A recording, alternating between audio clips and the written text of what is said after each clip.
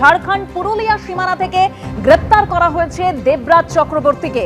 তোলাবাজির অভিযোগে গ্রেপ্তার অদিতি মুন্সির স্বামী দেবরাজ চক্রবর্তী, বিধাননগরের প্রাক্তন মেয়র পারিষদ দেবরাজ চক্রবর্তী, প্রাক্তন তৃণমূল বিধায়ক অদিতি মুন্সির স্বামী দেবরাজ চক্রবর্তী।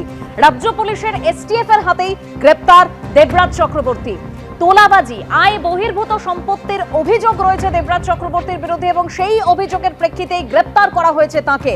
আমরা জানি হাইকোর্টে আগাম জামিনের আবেদন করেছিলেন তিনি এবং সেই আর্জি খারিজ হয়ে যায় এবং তারপরেই পাকড়াও দেবরাজ চক্রবর্তী। স্ত্রী অদিতি মুন্সি আগাম জামিন পেলেও আগাম জামিন পাননি দেবরাজ চক্রবর্তী। আর এবার সেই দেবরাজ চক্রবর্তী, যিনি প্রাক্তন মেয়র পারিষদ, তাকে এবার গ্রেপ্তার করা হলো।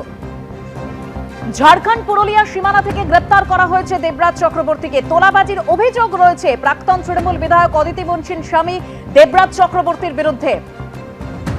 কি কি অভিযোগ রয়েছে আরো বিস্তারিত আমরা জানবো। আমাদের প্রতিনিধি ময়ূক ঠাকুর চক্রবর্তী রয়েছেন আমাদের সঙ্গে। ময়ূক, দেখো দেবস্মিতা, 12ই মে 2026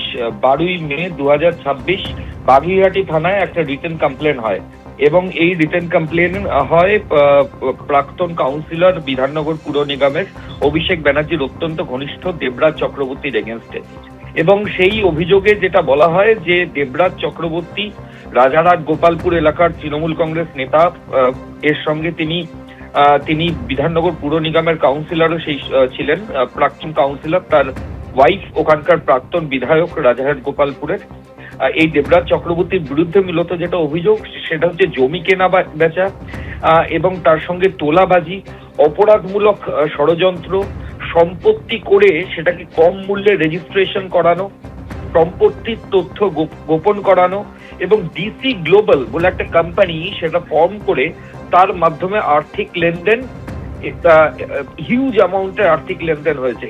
এবং অদিতি মুন্সি তৃণমূল কংগ্রেসের যে প্রার্থী ছিলেন রাজারহাট গোপালপুর বিধানসভায়, তিনি তরুণজ্যোতি তিওয়ারির সঙ্গে কন্টেস্ট করেছিলেন। তরুণজ্যোতি তিওয়ারি আগেই একটা অভিযোগ করেছিলেন যে হলফনামা, নির্বাচনী যে এফিডেভিট, সেটাতে সব তথ্যের মেনশন ছিল না। এবং এই অভিযোগও যেটা বলা হয় যে অদিতি মুন্সির যে নির্বাচনী হলফনামা সেটা মিথ্যে এবং অসম্পূর্ণ তথ্য দিয়ে তৈরি করা হয়েছিল, এরকমই মারাত্মক অভিযোগ ছিল। এই অভিযোগের প্রেক্ষিতে কিন্তু দেবরাজ চক্রবর্তীকে আজকে বাংলা উড়িষ্যা বর্ডার, বাংলা এবং ঝাড়খণ্ড বর্ডার, পুরুলিয়া এবং ঝাড়খণ্ডের যে বর্ডার, সেখান থেকে বেঙ্গল পুলিশের এসটিএফ তারা অ্যারেস্ট করেছে। কেসটা রেজিস্টার হয়েছিল বাগুইহাটি পিএস বিধাননগর কমিশনারেটের আন্ডারে, কিন্তু অ্যারেস্ট করেছে তাকে এসটিএফ অ্যারেস্ট করে দেবরাজকে নিয়ে আসছে এই মুহূর্তে বাগুইহাটি থানাতে। আজকে রাতে বাগুইহাটি থানাতেই তাকে রাখা হবে।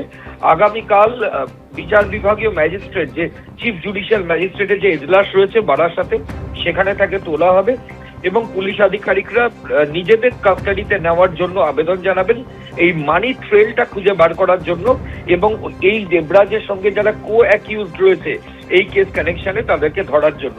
আমি আবার বলছি, আজকে কিছুক্ষণ আগে, আজকে সন্ধ্যে 7টা নাগাদ বাংলা ঝাড়খণ্ড বর্ডার, সেখান থেকে গ্রেফতার হলো দেবরাজ চক্রবর্তী, বিধাননগর পুর নিগমের প্রাক্তন কাউন্সিলর।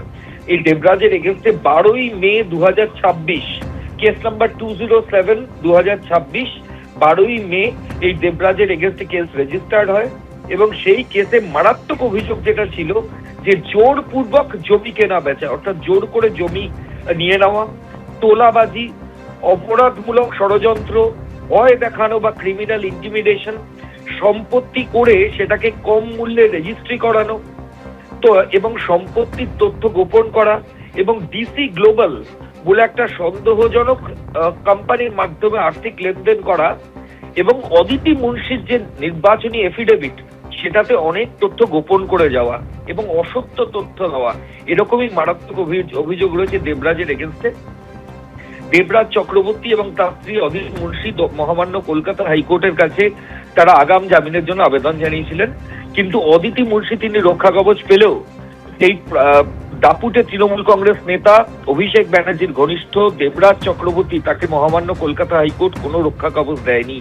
এরপরই দেবরাজ পালিয়ে যায়, পলাতক অবস্থায় ছিল পুলিশের খাতায় এবং মোবাইলের টাওয়ার লোকেশন এবং বিভিন্ন সূত্রের মাধ্যমে বিধাননগর কমিশনারেটের থেকে এসটিএফ সেই তদন্তভার নেয় তাকে ধরার এবং আজকে সন্ধ্যাবেলায় এসটিএফ মোবাইলের টাওয়ার লোকেশনের সূত্র ধরে বাংলা এবং ঝাড়খণ্ড বর্ডার পুরুলিয়ার একটা গ্রাম যেটা ঝাড়খণ্ড বর্ডারের সামনে, সেখান থেকে দেবরাজ চক্রবর্তীকে অ্যারেস্ট করেছে।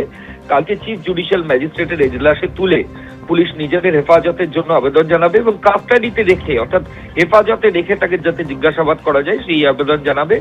এবং তার সঙ্গে যে মানি ট্রেল, এই যে হিউজ অ্যামাউন্টের টাকা, সেগুলো কোথায় কোথায় সাইফন হয়েছে সেটাও তদন্তকারী আধিকারিকরা ইনভেস্টিগেট করবেন।